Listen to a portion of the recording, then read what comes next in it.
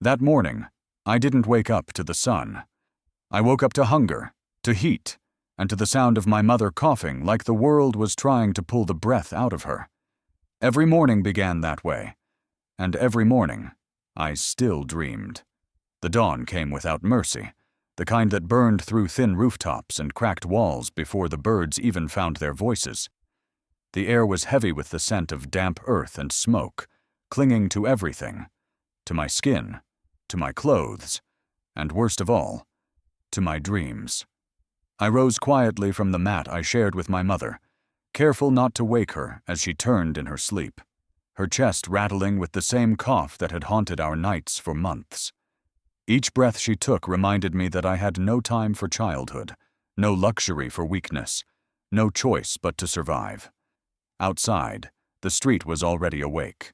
Vendors shouted, horns blared, the world moved like it had forgotten how to rest.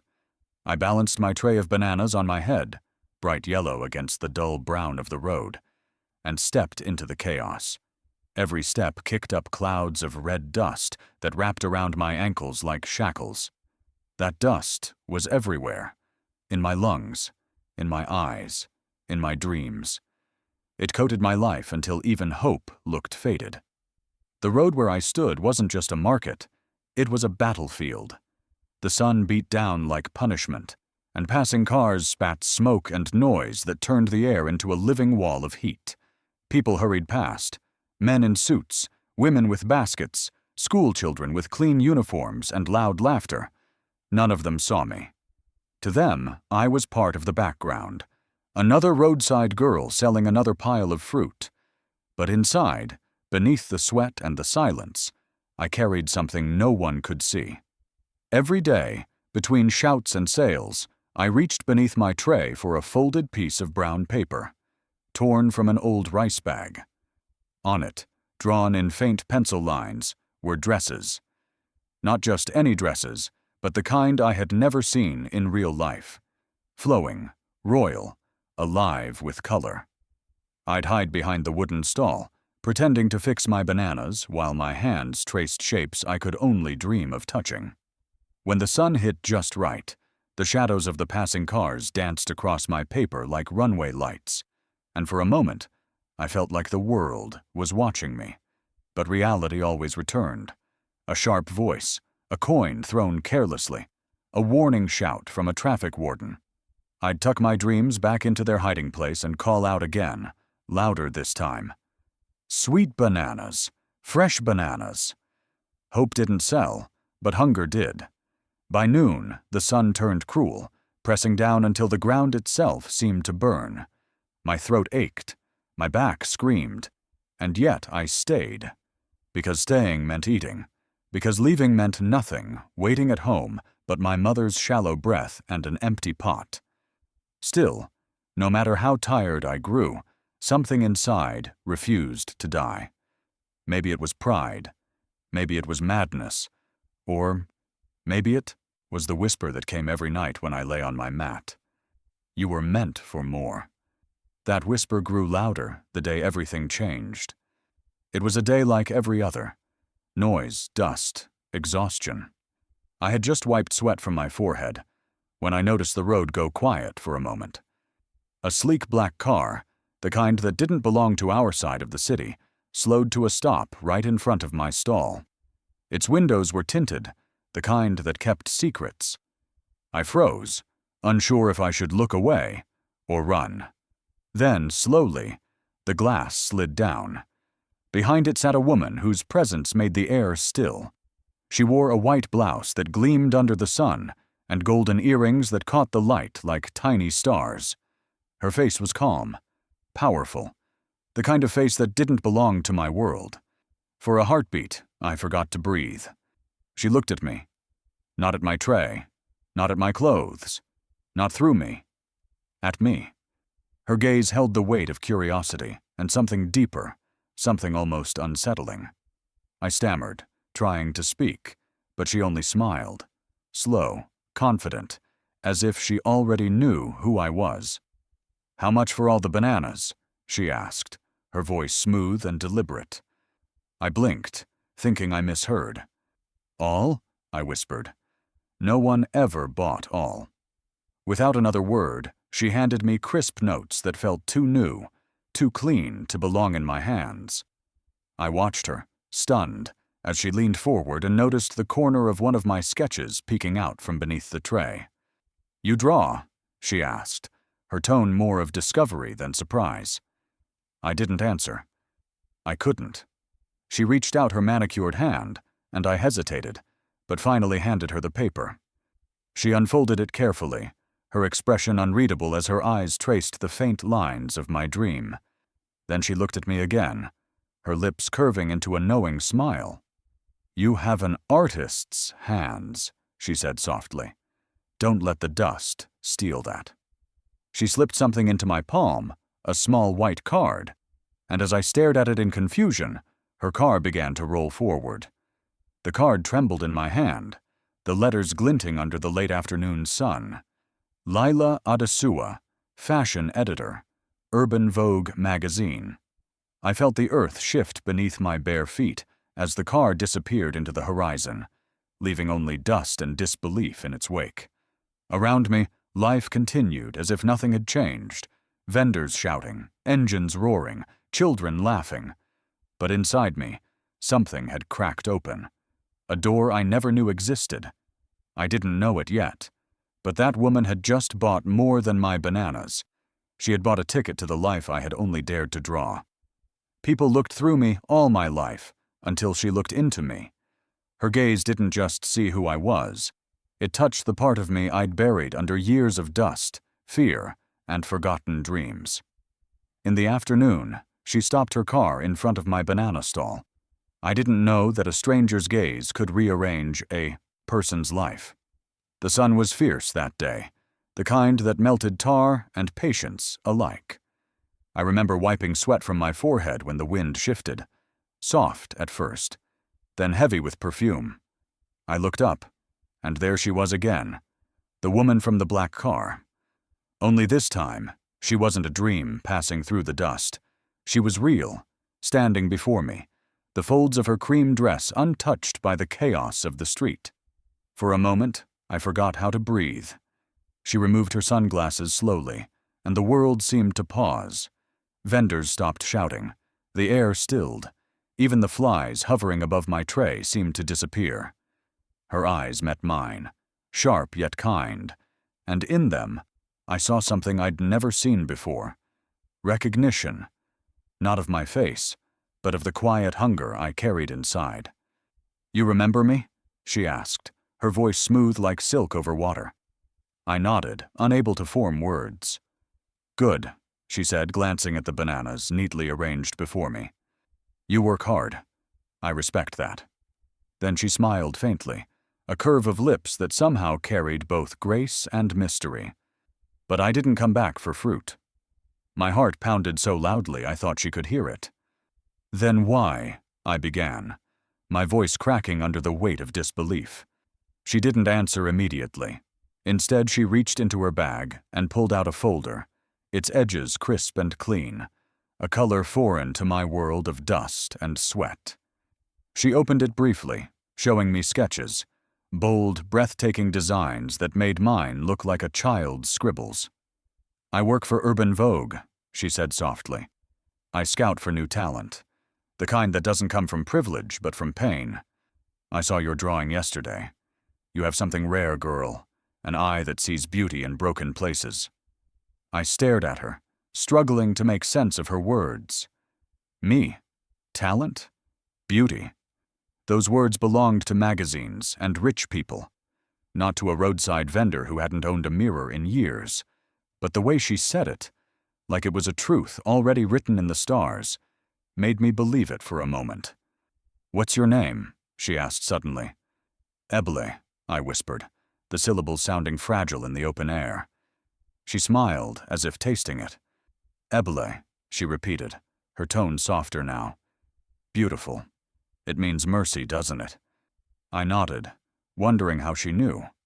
"Well, Ebele," she continued, "mercy isn't meant to live in dust. It's meant to shine." The world around us began to move again, vendors shouting, engines roaring, people rushing. But between us, time still felt different. She reached into her bag again and handed me something, a clean white card with gold letters. "When you're ready to change your story," she said, "come to this address. Don't wait too long. Life forgets those who hesitate." I took the card with trembling fingers. The paper felt too fine for my hands, as though it might dissolve if I held it too tightly. Before I could speak, a driver honked impatiently, and she turned toward the car. I wanted to ask her why she'd chosen me, why she'd stopped at my stall, why she cared. But she only smiled again, that same unreadable smile, and said, "Remember, Abeli, talent doesn't belong in dust." Then she slipped into her car, leaving the scent of her perfume and the sound of my heartbeat behind. When she disappeared down the road, I stood frozen, the world suddenly louder, brighter, harsher. My palms were damp, my body shaking. I read her name again and again. Laila Adesua, Fashion Scout, Urban Vogue, Lagos. The gold ink shimmered beneath the setting sun, like a door waiting to be opened. That evening I couldn't eat. My mother asked if I was ill, and I shook my head, hiding the card inside my wrapper. When she finally slept, I pulled it out again, tracing every letter as though they were magic carved into paper. My heart raced at the thought of what it meant. A chance, a possibility, a future. Yet fear crept in, whispering what-ifs. What if it was a trick? What if I failed? What if the world beyond this street was just another kind of cruelty, dressed in perfume and pretty words? I pushed the thoughts away and tucked the card beneath my thin pillow, close enough that I could feel its edges against my cheek. For the first time in years, I didn't dream of selling fruit or escaping poverty. I dreamed of fabric, colors, and a life that didn't begin and end with dust. But just before dawn, I woke to the sound of movement, soft, deliberate, dangerous. My mother stood by my bed, her face half hidden by the flickering lamplight, her fingers clutching something white. I froze as I recognized it. The card, crumpled between her hands, her eyes filled with fury and fear. "What is this, Abeli?" she demanded, her voice trembling. Before I could answer, she tore the card in half, the sound slicing through the silence like the ripping of my future. It's easy to dream. Harder to chase a dream when hunger walks beside you. Hope sounds beautiful until you realize it demands you leave everything that ever loved you behind. For 3 days after my mother tore the card, silence filled our house like smoke. She didn't shout. She didn't explain. But her eyes told the story. Fear, the kind that lives in people who've lost too much already. Each time I tried to speak, her voice would cut softly through the air, trembling, but final. City people don't see girls like you, Abeli. They use you. They forget you. Don't go chasing shadows that wear perfume. I wanted to argue, to tell her that not every shadow devours light, that maybe this one could lead me out of the dust. But her cough came again, deep and hollow, and the argument died in my throat. At night, while she slept, I'd piece the torn halves of the card together under the lamplight. The tear ran straight through the golden letters, but the address was still visible. 27 Kingsway Crescent, Victoria Island. The name looked like a world away, and maybe that's what scared me most. I wasn't afraid of failure. I was afraid of leaving the only person who had ever said my name with love. Every dream I'd ever had felt smaller when I looked at her. Smaller, but still there, beating beneath the guilt. The morning I decided to leave, the sun refused to rise quietly. It came in hot and loud, like it knew I was about to sin. I packed a small cloth bag with my sketches, one change of clothes, and the last banana from the basket, a piece of the life I was about to outgrow. My hands shook as I tied the knot. Mama sat by the window, her eyes dim, but knowing. She didn't ask where I was going. She didn't have to. "If you find something better," she said, her voice softer than breath, "don't forget the road that raised you." I knelt beside her, pressing my forehead to her lap, the tears hot and heavy. She touched my hair the way she used to when I was a child. "Go," she whispered, though the word cracked like glass. "Go before my fear becomes your cage." Cliffhanger, 4 to 5 lines. By noon, I was on a bus heading toward Lagos, my small bag pressed against my chest. The road stretched endlessly, red dust rising behind us like ghosts. I turned once, just once, and saw her. A shadow in the haze, one hand raised, the other clutching her chest. The bus turned a corner, and she was gone, swallowed by the dust. I pressed my hand to the window and wondered if I had just traded love for ambition, or if love had pushed me to chase what fear never would. 4. The city that didn't know my name, 700 words. Hook. In the city, your name is your weapon, and I had none. Lagos didn't care about dreams. It only respected those who arrived carrying power, not sketches drawn on paper bags. The bus ride to Lagos felt longer than a lifetime. Each bump on the road shook a memory loose. My mother's face, her warning, the smell of smoke and ripe bananas. By the time we crossed the bridge into the city, my heart was beating too fast to keep up with my thoughts. Lagos stretched before me like a living creature, noisy, restless, and blindingly alive. Towering buildings rose above the clouds, cars honked in endless waves, and people moved as if the ground was on fire. It was beautiful and terrifying, a paradise with teeth. I stepped off the bus with my small bag, and my sketches clutched tightly to my chest. The air smelled of perfume and petrol, the kind of scent that didn't belong to me. My sandals were already falling apart, and my dress, once neatly ironed, clung to my skin from the heat. No one noticed me. The city was too busy swallowing and spitting out people like me. Girls with hope, but no address. Dreams, but no proof. I walked until my legs trembled. Every few steps, someone brushed past me, muttering, "Move a beg," like I was an obstacle instead of a person. I asked for directions to Urban Vogue, but most people laughed or waved me off. Some pointed vaguely toward Victoria Island. Others ignored me completely. My stomach growled so loudly it drowned out my fear. I hadn't eaten since dawn, but I couldn't waste what little money I had on food. Every coin was meant for survival, or for getting me to that office. By evening, the city lights came on, flooding the streets in colors that hurt my eyes. I wandered to the bus park, sitting quietly beside a wall, my feet covered in dust and blisters. I thought of my mother's voice, her warning. "City people don't see girls like you." Maybe she was right. Maybe this place wasn't meant for people who came empty-handed. I hugged my sketches tightly, whispering to them like prayers. "Just one chance," I murmured. "One.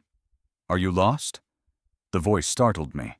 I looked up to see a man in a faded security uniform, his face lined with exhaustion, but kind. His name tag read, Officer Bala. He studied me for a moment before lowering his voice. "You've been sitting here since afternoon. You're not safe here, small girl." I hesitated, unsure whether to trust him, but his eyes reminded me of my father's. Tired, but gentle.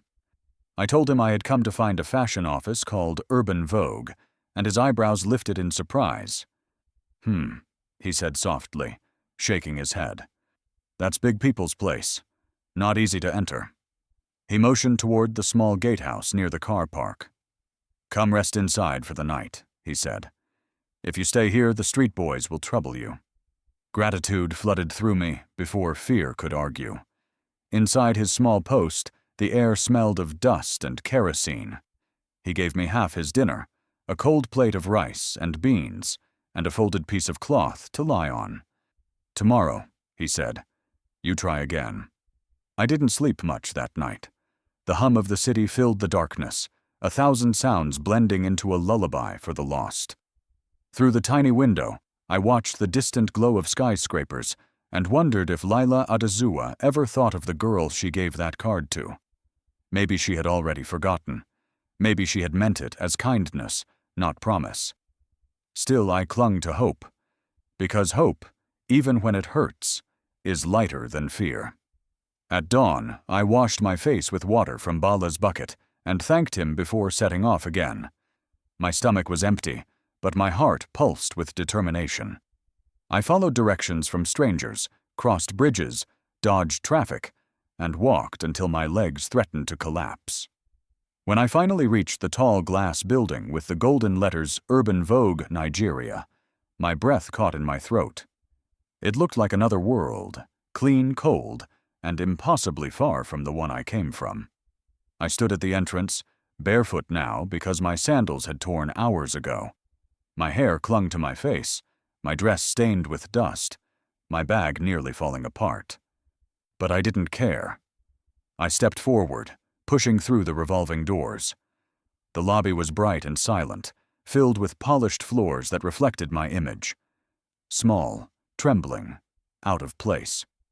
Behind the front desk, a woman with perfect makeup and a sharp voice looked up. "Yes. Can I help you?" she asked, already frowning. I tried to answer, but my voice cracked. Heads turned.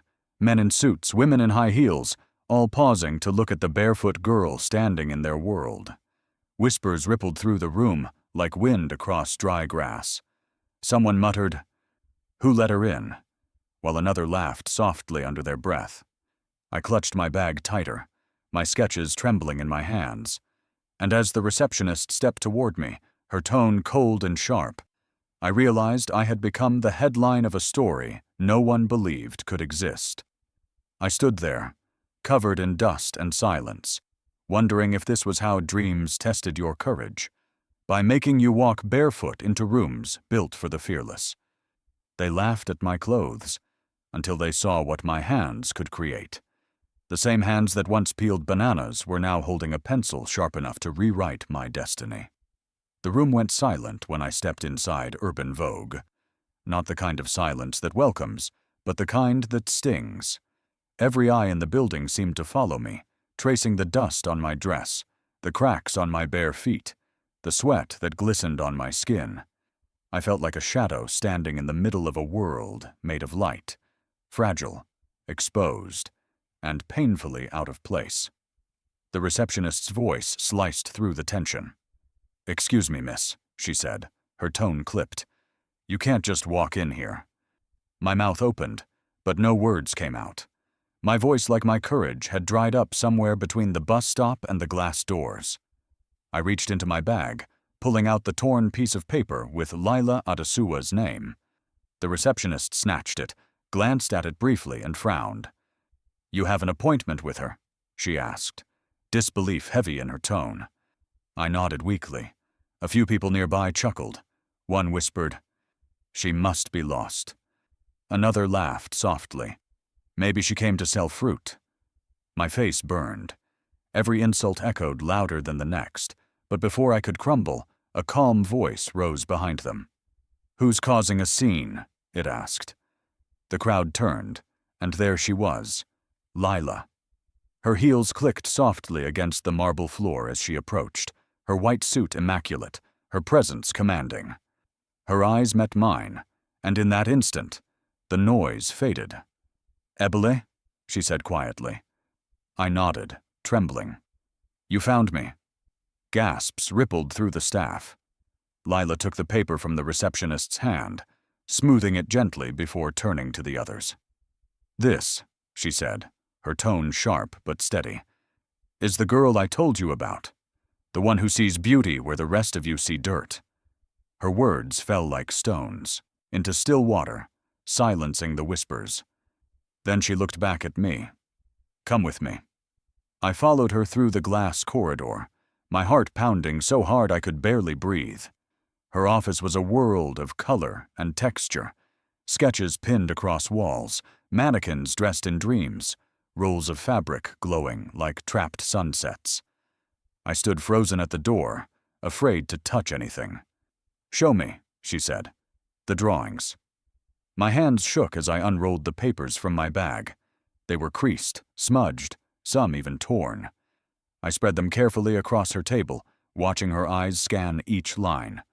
Her expression remained unreadable, calm, focused, analytical. For a moment I thought I'd failed, that my dreams had been too small to fit into this room. Then she looked up, and her voice softened. "These lines," she said slowly, "they breathe. They're not copied. They're lived." Tears stung my eyes before I could stop them. "I don't have training," I whispered. "Just hope." She smiled faintly. "Hope is a kind of training," she said. "It teaches endurance." Then she leaned back, her tone turning firm. "You'll stay here, as my trainee. You'll learn how to turn those sketches into something real." For a moment I couldn't move. The words didn't feel real. Me? Work here? The same girl who had slept on the floor of a roadside stall? Lila stood and walked toward the mannequin in the corner, her fingers grazing the fabric like it was alive. "The first thing you'll learn," she said without turning, "is that confidence is the only outfit that never fades. Everything else can be taken away." That night, the office emptied slowly, leaving only the hum of the air conditioning and the faint rustle of fabric. I lingered by the window, watching the city lights shimmer far below, wondering how many other girls like me were out there, waiting for someone to see them. I wanted to tell them that I had made it here, but I wasn't sure if I belonged yet. Lila returned from a meeting just as I was gathering my bag. She placed a folded sheet of paper on the table. "Tomorrow," she said, her eyes locked on mine, "you'll design your first dress." I froze. "Tomorrow?" I echoed. "Yes," she replied. "A live client at noon. No sketches, no fabric swatches, no second chance. Just your vision." My breath caught. "But I've never—" She raised a hand, silencing me. "Then you'll start tonight." The room suddenly felt smaller, the weight of her words pressing against my chest. I stared at the blank sheet on the table, my fingers trembling over the pencil. Somewhere in the distance, thunder rolled, soft but warning. This was no longer a dream. It was a test. And as the city lights flickered below, I whispered to myself, "If I fail tonight, I'll never rise again." When you have nothing, even a thread feels like a lifeline. That night I didn't have fabric, money, or rest, only hunger, fear, and a tiny piece of faith that refused to die. But sometimes, faith is enough to weave miracles. The office was empty, swallowed by the kind of silence that makes your heartbeat sound too loud. The last car had left the parking lot, and even the generator had gone quiet. Only one light burned, the one above my desk. I sat beneath it, staring at a blank sheet of paper that looked more terrifying than the road that had brought me here. Lila's voice still echoed in my mind. "Design something real, something unforgettable. By morning." I wanted to cry, but tears wouldn't help me sew. My stomach ached with hunger, my palms raw from the hours of trying and failing to create something worthy. Every idea I drew looked wrong, cheap, childish, impossible. The fashion magazines stacked around me whispered silently of things I didn't have. Silk, lace, crystals, money, time. I was surrounded by beauty, yet completely outside it. Then my eyes fell on the small banana peel I had kept from lunch, brown at the edges, curling into itself. It made no sense, but the shape drew me in. It reminded me of the way fabric curves when it catches wind, the way the road curves when hope still hides around the corner. That image, that small, strange curve, sparked something deep within me. I began searching frantically through the storeroom, pulling out anything I could find. Discarded thread spools, torn ribbons, pieces of old mannequin covers, a roll of green wrapping plastic meant for packaging. My hands moved faster than I thought. I didn't need perfect. I needed it. I cut, tied, folded, and sewed. I twisted banana fibers into thin threads, braiding them with silver strips of discarded foil. It wasn't elegant. It wasn't clean. But it was alive. Hours bled into each other. The city outside went to sleep and woke again. And still I worked, hands shaking, eyes burning, back screaming. The night swallowed me whole.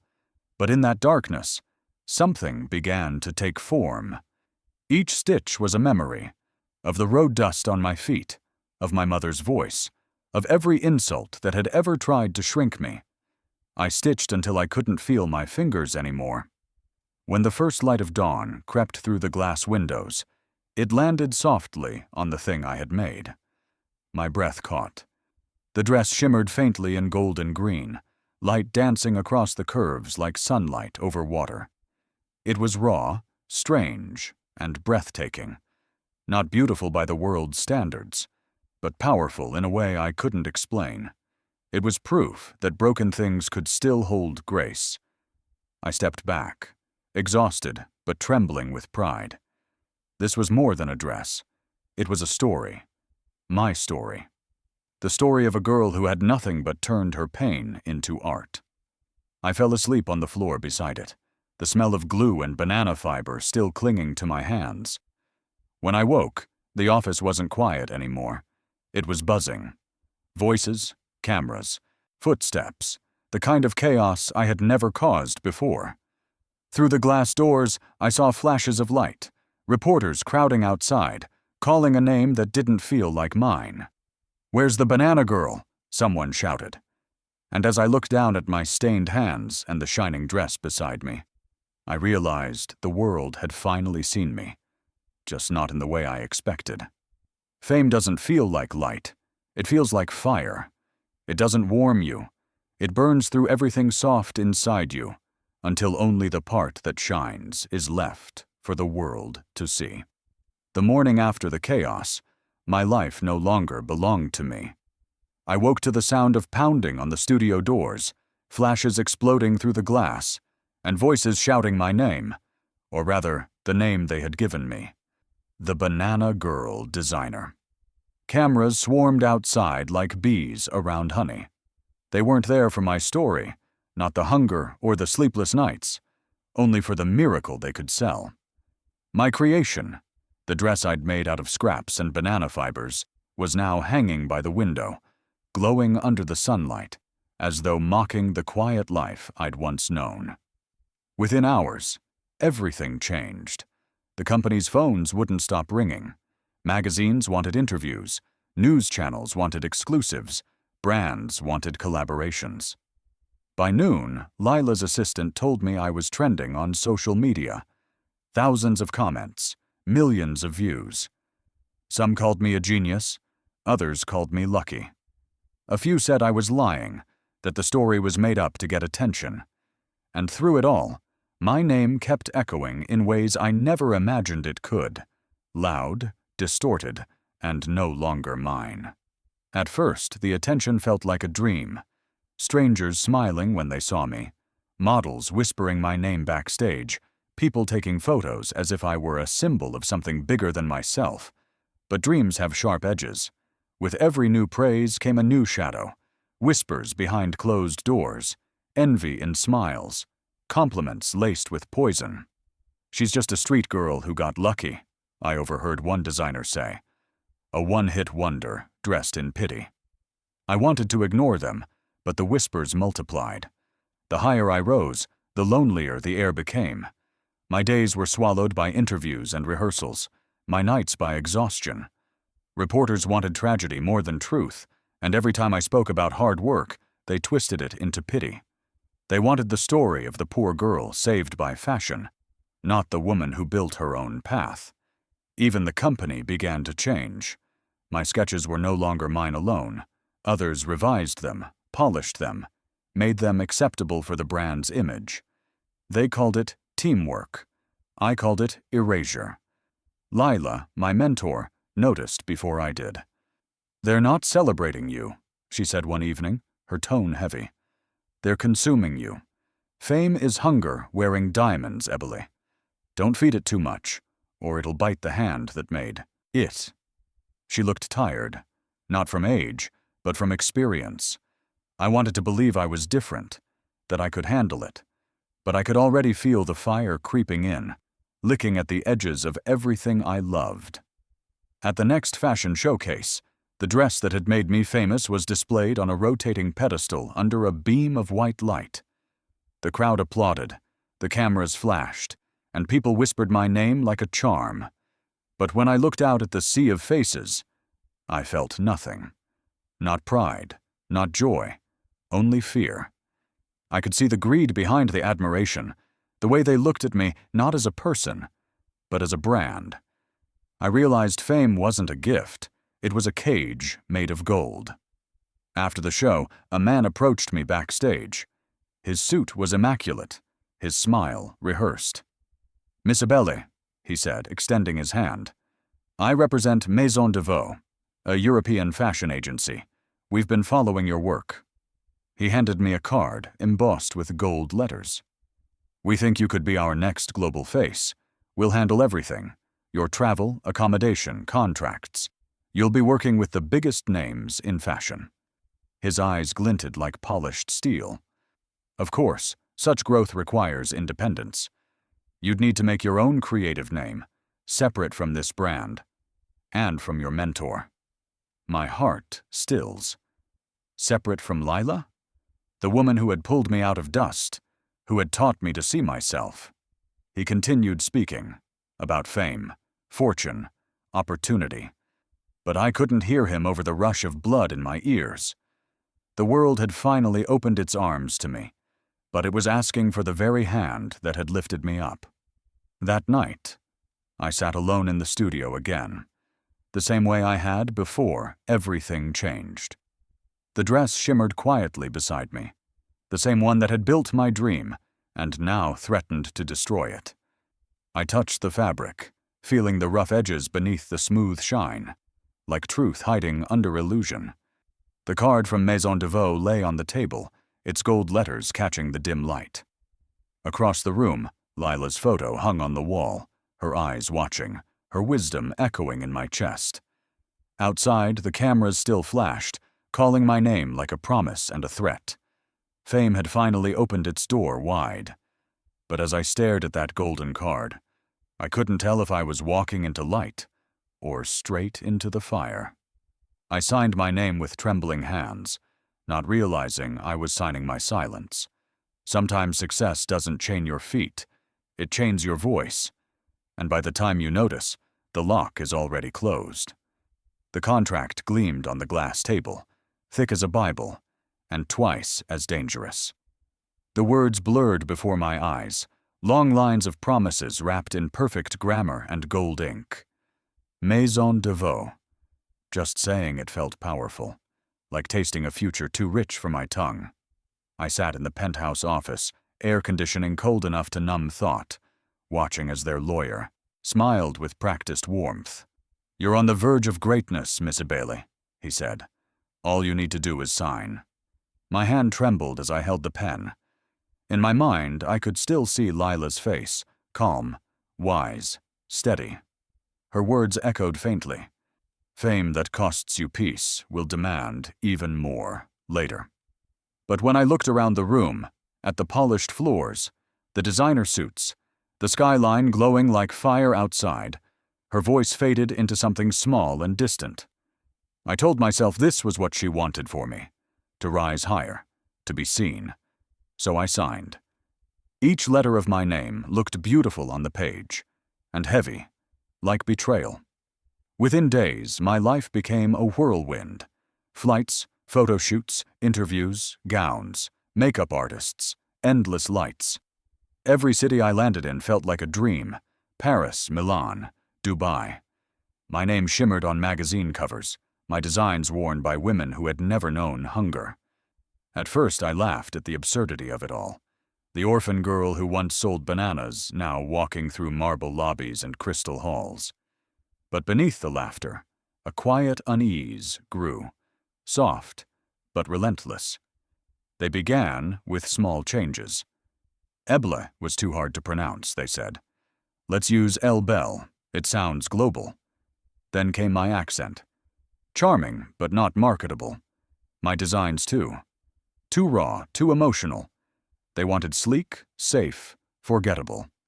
Each collection looked less like me and more like them. My hands moved, but my soul stayed still. At night I would return to my hotel suite. White walls, white sheets, White silence. My reflection in the mirror didn't feel like mine anymore. The girl who once drew with torn paper bags was buried beneath glitter and perfection. I missed the sound of the sewing machine, the smell of glue and fabric, even the warmth of the small shop back home. But every time I tried to speak, their smiles reminded me who held the contract and the power. The pressure grew unbearable. They scheduled shoots until dawn, rehearsals until exhaustion, appearances that left me hollow. I learned to smile on command, to laugh when I wanted to scream, to play the perfect star who owed her life to the brand. Sometimes I caught the other models staring, admiration mixed with pity. They could see it too, the light in me dimming. Then came the gala. One night I was supposed to feel immortal, a hall glittering with chandeliers, cameras flashing like lightning, music so loud it drowned thought. I wore a gown worth more than my entire childhood, but inside I felt naked, stripped of everything real. I stood on stage as they announced me as the face of Maison de Vaux, applause rising like thunder. Yet beneath the sound, I heard something else, the quiet hum of regret. After the ceremony, I slipped backstage, desperate for air. The corridors were empty, dimly lit, the echoes of celebration fading behind me. I leaned against a wall, my hands trembling, my breath uneven. That's when I heard footsteps, slow, familiar, unhurried. I turned and froze. Lila stood in the shadows, dressed simply, her eyes soft but piercing. She looked exactly as she always had, calm, unshaken, real. For a moment, neither of us spoke. Then she stepped closer, the noise of the world fading until her voice was the only thing I could hear. She smiled sadly, her gaze holding mine. "You're famous," she said quietly. "But are you free?" Her words sliced through me, sharper than applause, deeper than gold. The noise outside swelled again, cameras flashing, people chanting my name. But it all sounded like chains. I opened my mouth to answer, but no words came. Because in that moment, I realized I had everything I'd ever dreamed of, except myself. Success can't hide the truth when the mirror remembers your past. You can silence your story, repaint your reflection, even bury your name. But mirrors don't lie. They show you not what the world sees, but what you've been running from. I used to think luxury healed wounds, that once you stood beneath the glow of flashing lights, the ghosts from your past would finally disappear. But the truth is, success doesn't erase pain. It polishes it until it shines just enough for people to clap. Every night I returned from banquets and interviews to my marble hotel room, and every night the silence grew heavier. The applause faded faster now. The perfume, the gowns, the awards. None of them could drown the whisper of my old self calling from somewhere I had locked away. One night, after a long shoot, I stood before the mirror in my dressing suite. My makeup was perfect, my hair flawless, but my eyes, they didn't belong to me. The reflection staring back wasn't Elle Bell, the glamorous designer. It was Eboli, the girl who once sold bananas in the dust, her hands sticky with fruit, and her dreams drawn on torn paper. For the first time in months, I let myself remember the things I had tried to forget. The laughter of market women, the smell of roasted groundnuts in the air, the sound of my mother's cough in the dark, and the quiet patience of Lila's voice. I sank to the floor, my gown pooling around me like a sea I couldn't swim out of. I had everything I'd ever prayed for, yet I had never felt emptier. My name was on billboards, but my heart had no home. That night, something inside me broke, not in pain, but in clarity. The next morning, while the company celebrated another record-breaking campaign, I locked myself in my design studio and began sketching again. Not for the brand, not for money, but for me. The pencil trembled at first, then moved faster. I drew not silk and diamonds, but fabric shaped by memory. Earthy colors, raw textures, bold shapes inspired by the women who had raised me. My mother's worn wrapper, the market women's laughter, the rhythm of the drums I used to hear from across the village. Each line felt like breathing again. For the first time in years, I wasn't designing to impress. I was designing to remember. Days turned into nights, and I worked in secret. I refused their meetings, skipped their rehearsals, and ignored the calls from my handlers. My assistants thought I was losing control, but in truth, I was finally regaining it. When I finished, I looked at the sketches spread across the floor, a collection born not from glamour, but from grit. I called it The Roots. When I unveiled it to the company board, the room went silent. The directors exchanged looks, some disapproving, some curious. "It's too rural," one said. "Too emotional," another added. "No one will buy this," someone else muttered. But before I could respond, the head of marketing, a quiet woman who had rarely spoken before, said softly, "No one has ever seen anything like it." And just like that, the tide began to shift. We launched the line with no expectation, no grand advertising. But something miraculous happened. The world didn't just see the designs, they felt them. People cried at the shows. Critics called it a revolution of truth. The internet flooded with messages from young girls who said they saw themselves in the collection. They called it authentic. They called it ebele, not Elle Belle. And that was when I knew the girl I had buried had come back to life.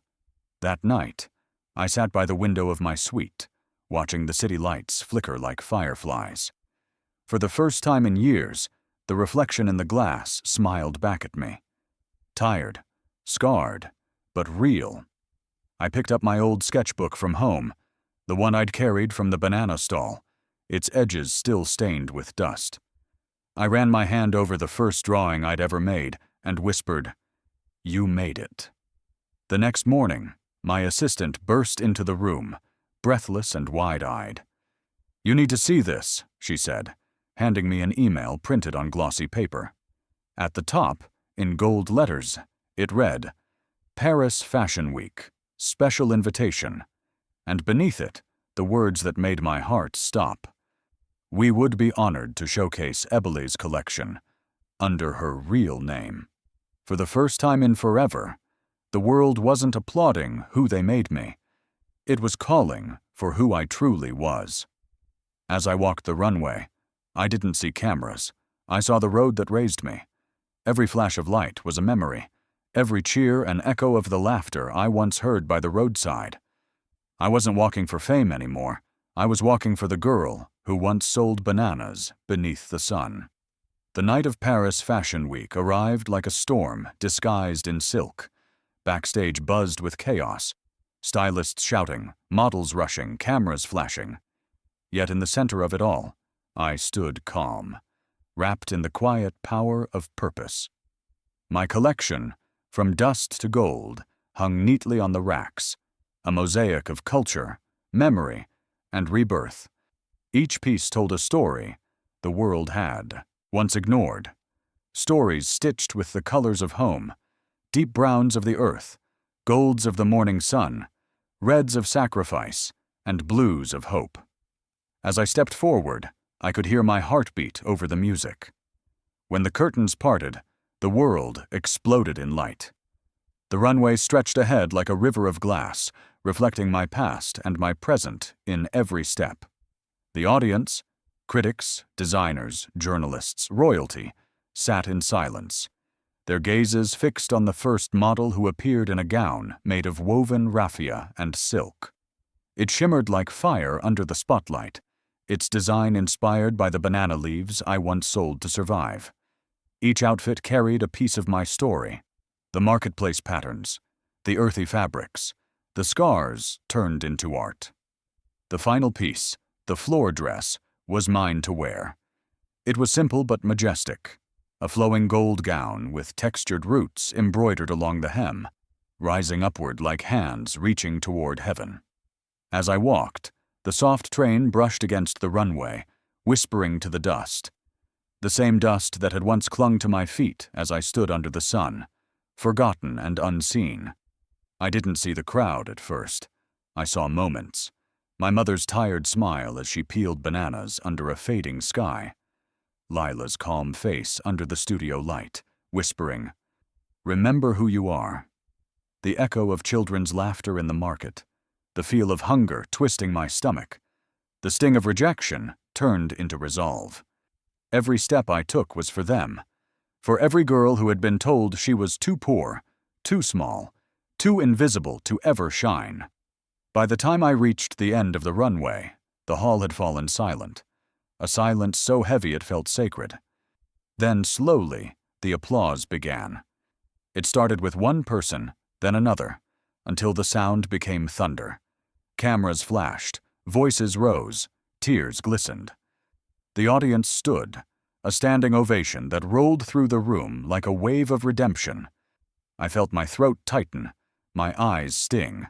I bowed, not to fame, but to the floor, to the dust that had once been my teacher. After the show, reporters surrounded me, their microphones flashing, their questions tumbling over one another. How does it feel to be the star of the night? What inspired this incredible transformation? What's the secret behind your success? I smiled gently, answering what I could, deflecting what I must. Then one journalist stepped forward, her tone softer than the rest. Your show tonight was called From Dust to Gold. You've turned your pain into beauty, your struggle into legacy. So tell us, Ebele, what's next for you? The room went quiet again.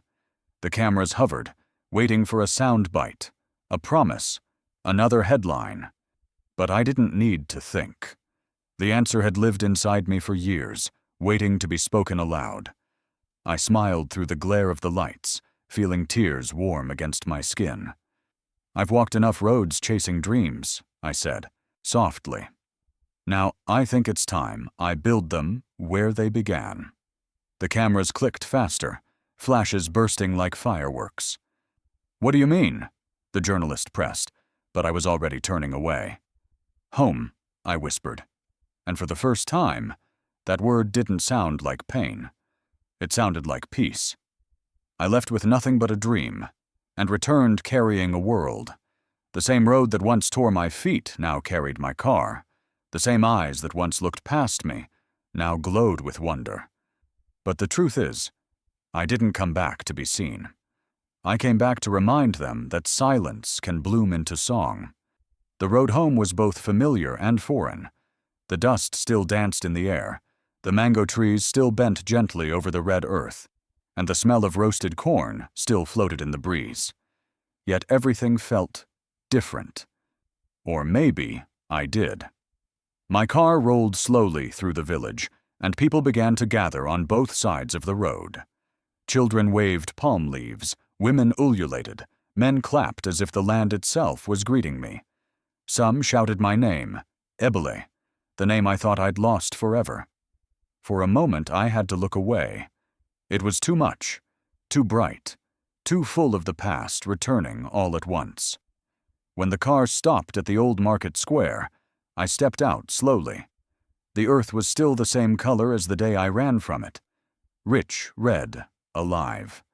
My heels sank slightly into the soil, as if the ground was pulling me back, whispering, "You made it." The market women dropped their baskets to cheer, some running forward to hug me, others staring as if afraid I might vanish like a dream. I could smell ripe bananas nearby, and my throat tightened. Years of pain and prayer rushed back with that single scent. Then, through the crowd, I saw her, my aunt. Time had carved deep lines into her face. The woman who had once thrown my clothes into the rain now stood trembling, her eyes glistening with tears she didn't know how to hide. She stepped forward hesitantly, her voice breaking.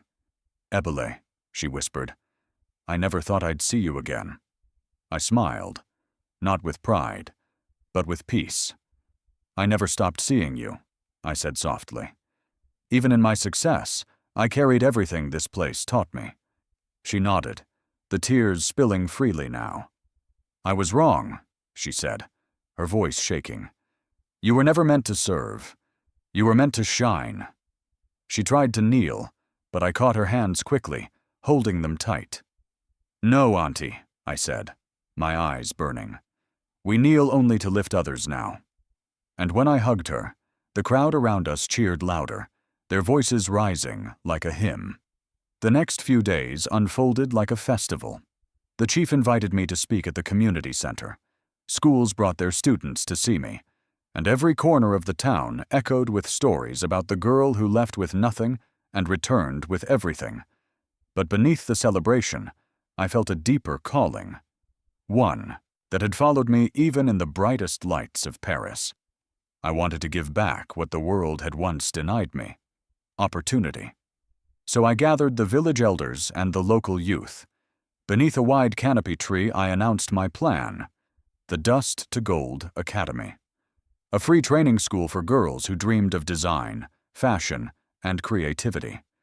A place where imagination wouldn't be mocked, but molded. The cheers that followed were deafening, but what mattered most were the faces. Those little girls standing at the back, barefoot, holding their mother's hands, eyes wide with hope. I saw myself in them. We built the academy beside the market. Poetic, I thought. The same place I once sold bananas would now sell dreams. The walls were painted bright yellow, sunlight pouring through the windows onto rows of sewing machines. On the first day, I arrived early and found a young girl sitting at one of the tables, sketching quietly. Her lines were uncertain, but beautiful. I watched her for a moment before she noticed me. When she looked up, her eyes widened. "Madam," she whispered, "is it true you used to sell bananas here?" I smiled. "Yes," I said. "And it's also true that dreams grow even in dust." Later that day, as I walked through the market, I passed two little girls whispering behind a stall. "That's her," one said in awe. "The banana seller who became a star." I turned, my heart full, watching their faces glow with the kind of belief I used to pray for. For the first time, my story wasn't a wound. It was a bridge. And as I walked away, the dust rose around my feet like applause from the earth itself. Once I sold bananas by the road. Now the road sells my name in light. Every crack in that street once swallowed my tears. Every grain of dust once clung to my feet. I thought I had walked away from it forever. But life has a way of turning the same road that broke you into the one that crowns you. The morning the government unveiled the new street sign, the entire town gathered. The air was thick with drums, laughter, and the smell of roasted corn. Children danced barefoot on the red soil while elders clapped along. A large white cloth covered the signpost, fluttering gently in the wind. When the mayor called me forward, my heart thudded in my chest. The cameras flashed, the crowd hushed, and I pulled the cloth away. There it was, Ebely Street. For a moment I couldn't breathe. The same path where I once dragged a basket of bananas under the scorching sun now carried my name in gold. I touched the letters with trembling fingers, the cool metal against my skin grounding me in the reality of the moment. The crowd erupted in cheers, but all I could do was smile through tears. I remembered the days I'd stood here invisible, my cries swallowed by passing cars, my dreams small enough to fit in a torn paper bag. Now, those same cars slowed down to take pictures, and the same air that once carried my despair now carried my name. A few months after the street naming, my foundation was complete. We called it Roots and Runways. It stood tall at the edge of the market, painted in bright African patterns, orange, green, and gold. Inside, rows of sewing machines hummed like music.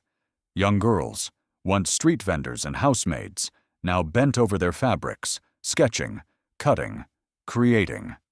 Their laughter filled the halls, echoing with the sound of second chances. Every corner of the building told a story. One wall displayed photos of my first designs. Another was covered in the girls' artwork. The library held books on fashion and business, but also a framed note from my mentor, Lila. It read, "Greatness isn't in leaving the dust behind. It's in showing others how to rise from it." Lila arrived that afternoon. She stepped out of her car in a flowing white dress, her smile as calm as I remembered. For a moment, we just looked at each other, teacher and student, dusk and dawn. She hugged me tightly. "You built something bigger than fame," she said softly. "You built a legacy." I pulled back, laughing through tears. "You told me once that talent doesn't belong in dust. I only learned later that dreams grow better there." She walked through the halls, watching the girls work, her eyes glistening. "You've turned pain into purpose," she whispered. "That's art." We sat together in the courtyard, where the sun poured through the palm leaves. Around us the girls stitched, their hands steady, their laughter light. I could feel my mother in the wind, her blessing woven into every sound. That evening, when the crowd had gone and the market quieted, I walked alone down Ebley Street. The sun dipped low, painting the world in gold. The vendors were closing their stalls, the scent of fruit and firewood lingering in the air. I stopped where my old stand used to be, the place where my story began. The earth still bore faint marks where my mat once lay. I knelt, pressing my palm to the ground. "Thank you," I whispered, "for every fall that taught me how to rise." A breeze swept through the road, carrying dust that glittered faintly in the setting sun. I looked up to see one of the little girls from my academy running toward me, a bundle of fabric in her hands. "Madame Abelli," she called. "I finished my first design." She held it up proudly, a bright yellow dress stitched with uneven seams, but glowing with courage. I smiled. "It's beautiful," I said, touching the cloth gently. "Do you know what makes it special?" She shook her head. "It's not perfect," I said. "It's honest. And that's where beauty begins." She grinned, her eyes wide with pride, and ran back toward the academy, her laughter carrying through the twilight. I stood there a while longer, watching the lights flicker on along the street that bore my name. The dust swirled around my feet like gold, the same dust that once clung to my skin when I was nobody. The air smelled of home, ripe fruit, hope, and forgiveness. I began to walk, my heels clicking softly against the earth that once refused me. And sometimes, the same road that broke you becomes your runway. If this story touched your heart, don't just scroll away. Your support helps bring more untold journeys to life. Subscribe to the channel and turn on the bell so you never miss another story of hope, pain, and transformation. Comment below and tell me, what would you have done if you were in her place? And remember, sometimes the people the world overlooks end up writing the stories no one can forget.